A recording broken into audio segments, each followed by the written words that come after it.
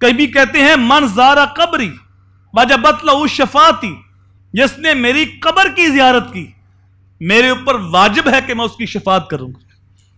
سادے لفظوں میں حضور فرما رہے ہیں گناہگار آنا تیرا کام ہے اور بخشوانا میرا کام ہے۔ رسول کریم صلی اللہ علیہ وآلہ وسلم فرماتے ہیں من زارا قبری بعد وفاتی فکأنما زارنی فی حیاتی، جس نے میری وفات کے بعد میری قبر کی زیارت کی وہ ایسے ہے جیسے اس نے ظاہری زندگی میں خود میری زیارت کی۔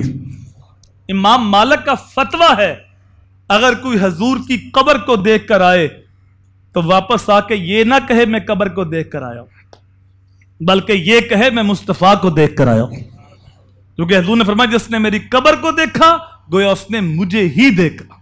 تو حضور کی بارگاہ میں حاضری دینا، حضور کی قبر کی زیارت کرنا وہ ایسے ہے جیسے اس نے حضور کی زیارت کی۔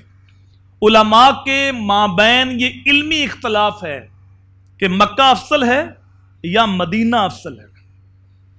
دونوں کے پاس اپنے اپنے دلائل ہیں۔ جس نے کہا مکہ افضل ہے ان کے پاس بھی دلائل ہے اور دلائل کے اندر بڑا وزن ہے، اور جنہوں نے کہا مدینہ افضل ہے ان کے پاس بھی دلائل ہیں اور بڑا وزن ہے دلائل کے اندر۔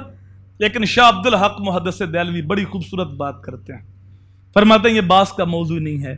جب حضور مکے میں تھے تو مکہ افضل تھا، اور جب حضور مدینے میں آ گئے تو مدینہ افضل ہو گیا۔ نعمتیں بانٹتا جس سمت وہ ذیشان گیا، ساتھ ہی منشی رحمت کا قلم داں گیا، اور جس طرف رخ ہو گیا وہ تو قبلہ ہو گیا، اور جس میں اپنا گھر بنایا وہ مدینہ ہو گیا۔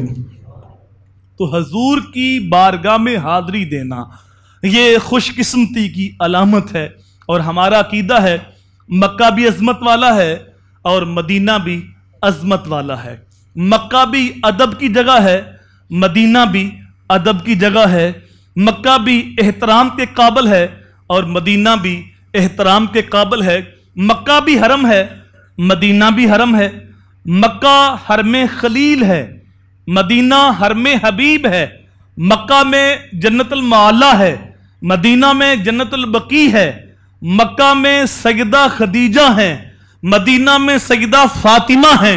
مکہ میں سیدہ میمونہ ہیں، مدینہ میں سیدہ عائشہ ہیں۔ مکہ میں لبیک اللہم لبیک ہے، مدینہ میں یا نبی سلام علیک ہے۔ مکہ میں بیت اللہ ہے، مدینہ میں خود رسول اللہ ہے۔ ہم مکہ کی عظمت کو بھی سلام کرتے ہیں، مدینہ کی عظمت کو بھی سلام کرتے ہیں۔